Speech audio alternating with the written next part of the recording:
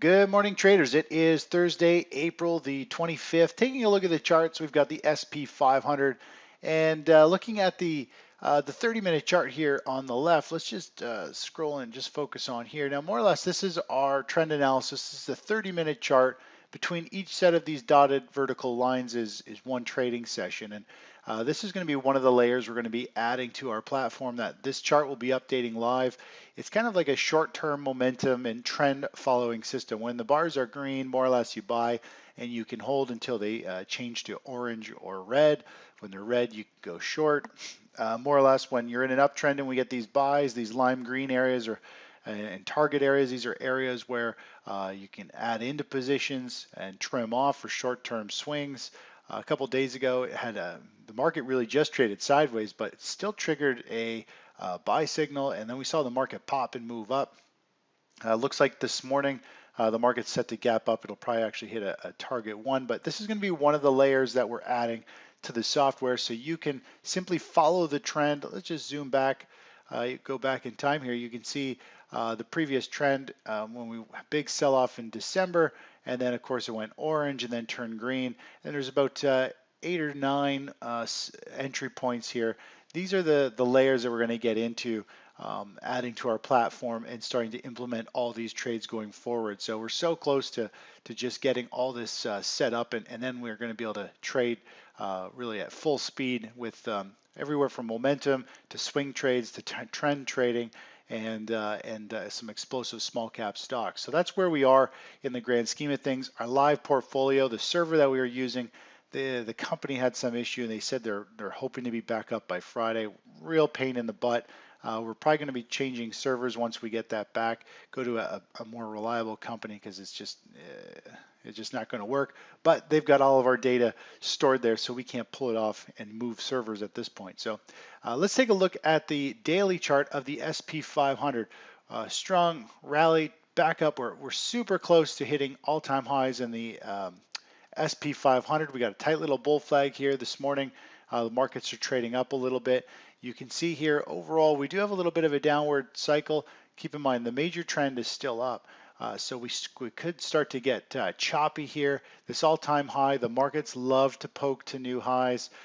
General rule is the market's always striving to hit a new high or a new low, and it's going to try and hit a new high, and then we could start to see things get choppy and start to potentially show a reversal, and we could see the market have a deeper correction in the next few weeks. Each one of these is a week, is a day. So we're potentially 2 weeks away, maybe 2.5 weeks away from some type of choppiness forming, and the market could start to roll over, and we see more of a pullback in the equities market. Now let's take a look over at. I'm going to pull up the dollar index here. Here is the U.S. dollar index. We actually talked about this 98 target that's actually getting hit today. We talked about 98 as being the next upside target for the US dollar. It's had a really strong move up, a nice bull flag, and more or less it's hit its 100% measured move as of today for that first target. Doesn't mean it's over. It means we could see this go parabolic all the way up to the 99-100, which is 100 is our upside maximum target. But overall, it's at a point now where we might see it consolidate and have a little bit of a pause here. But keep in mind, the dollar is in a strong uptrend, and we could still very much so see the dollar kind of really take off and keep some pressure on precious metals. We are in that kind of turning window for the market for gold, that it should be trying to carve out a bottom this week. But as I talked about yesterday, and I'll show you again here for gold, there is still some downside potential here for where gold is. If we look, we still have a few more days of potential downside before our cycles actually show we should have a pop. And if we use a Fibonacci extension and we go from the high down to this low here and then up to this high and just carry it forward, we can see where our downside targets are. So we could see gold still flush out and come down into this 255. That's how I've come with it, got this target here. We could very easily see sell off, you got the rebound, and then you got the second half of the move down into this area, which would coincide with a bottom. and I'd love to see some flush out to this level. If it flushes down to this level, it's also this red line, this 200-day moving average, pretty key support zone. If it gets down there, I think it's worth a stab at taking a knee-jerk reaction bounce up in the market, and it could be a more significant bottom for gold in miners. So I'd love to see this flush out. We haven't really had the flush out yet. This day over here looked a little kind of like a flush out, but it really wasn't anything. It wasn't really big enough to be a flush out, and I love to see a flush out happen at a crossroads where it's a key Fibonacci target. It's a long-term moving average, and we just see that move kind of really flush out there. Taking a look over at silver, both gold and silver down slightly this morning. Silver still stuck within these bearish formations. Big down bars with inside days, down bar, inside days, down bar, inside days. We could still very much so see silver continue to be under pressure. It is settling down into support, into this breakout zone, this previous high. So it is definitely cushioned with a lot of support through here. But overall, I think it's still under pressure, under all the moving averages, and struggling. Looking over at gold miners, GDXJ, GDX, both had a really sharp knee-jerk reaction bounce yesterday. A one-day bounce doesn't always mean it's a reversal in the market. It really just bounced up to the 5-day moving average. Let me zoom in a little bit. It's bounced up to the 5-day. If this is a high momentum move to the downside, we could see this continue to roll over and continue to sell off going forward. Let me just zoom out on the chart a little bit here, but more or less it's got potential to chop around down here for a while. You can see our cycle here not bottoming out for still another week or so, which coincides with our gold cycle as well. So we'll let the market work itself out, and if we do get some type of big potential reversal to the upside, we might jump on the bandwagon, because you never know, it could be one of these big rallies where it just starts to take off. But overall, it's still under short-term resistance. It's under the 5-day, and it's still struggling to find traction.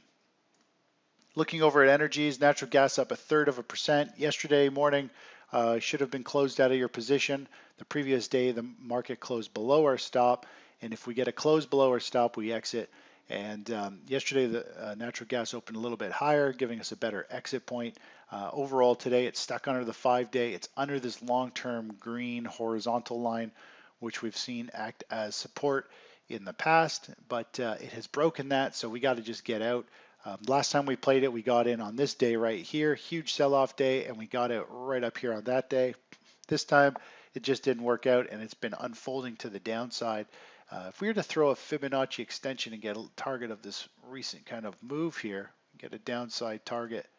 So it is somewhere down fairly close to it's flirting with its 100% measured move. Maybe we get some type of reversal and some big choppiness down here indicating it's trying to carve out a bottom.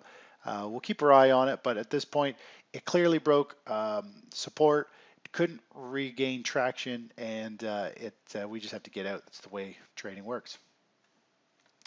Looking over at crude oil, up 0.1%, continuing to chop around in this little bull flag. It's been on a strong uptrend here, flagging out. We've got this upside target of 66, which has been flirting with for the last 3 days. 66 to 67, 68 area. This is all going to be a long-term resistance zone on the chart. If we go to the weekly, we can, here we go on the weekly. We can see this long-term resistance area of 66 right through this kind of zone here. It's a pretty key pivot area where it was a high, it was a breakout. We had some pretty big chop through here. It acted as support here and then kind of traded through it, acted as support here, and then here it broke through it. So it's a pretty critical pivot zone in the market, and this is where we're going to start to run into some potential overhead resistance. And looking at our longer term cycle, we could start to see longer term cycles started to top out. This is the weekly chart, so this is still actually a couple months before it actually potentially rolls over. So we could see it trade up here and form some big topping formation. Much like this last cycle, it took months and months to top out before it rolled over, and that's kind of where we are. Looking over at our other positions, let's look at let me go back to daily chart. TSG, Yesterday had a nice, what looks to be a washout low yesterday, came down, tagged the moving average, rebounded really nicely. Let me just clear this off, small cap stocks. You can see here, nice run up, it's had a bull flag, looks like a washout low yesterday in the market. It actually happened on the selling on really no volume. There's been a lot of accumulation, big buying on the up days. If we take a look at our short-term momentum chart, you can see here overall yesterday, it actually dipped down into this oversold territory in the morning, bounced back up, dipped back down, tagged the 20-day moving average, and then ripped back up to the upside. So overall, it looks like it's got some traction. This flush out, this green here, this should have been enough. Let's hope that it's cleansed the market, got everyone stopped out other than us, and we see this start to rip to the upside and take off. That's what we're looking for going forward. And if we look at this chart and zoom out a bit, we're looking for a move somewhere up into this above 21 area. Obviously, we got this pivot high right here. So 2063 will probably be a pretty significant area for some sellers to step in. But overall, it looks primed and ready for it to start moving up and trying to break that $20 level. Looking at CPRX, chopping around in this big consolidation, we're really just waiting for the big accumulation buyers to step back in. We've seen big buying into this. We've seen lots of call action, lots of big positions, huge positions getting put on the upside, expecting an upside move. This pattern here could be very explosive. If it breaks to the upside, we could see a couple dollars run to the upside, but we just need to see the buyers step in.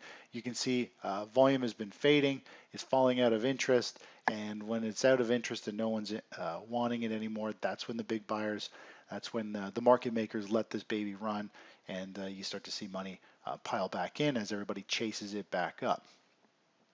If we actually zoom out and look at the short-term chart of this, let me just zoom out a little bit more. You can see we had the run up, and then it's dipped into these oversold territories a couple times in the last 2 weeks. So overall, we're primed and ready to pop and break to the upside going forward here. Anyways, I think that's it for this morning, and I'll talk to you in a little bit. Oh, actually, we've got to XLU. We're still long XLU. Yesterday had a really nice pop. Definitely money moving into the safe havens yesterday. We saw bonds, we saw precious metals and utilities. They all moved up yesterday. So money is starting to worry a little bit about the equities and starting to rotate into the safe havens. It was kind of a first day of seeing that. We'll see if we get some follow through buying in the safe havens or maybe utilities. But overall, utilities had a really nice move this year. Looking at this pattern, whoops, wrong tool.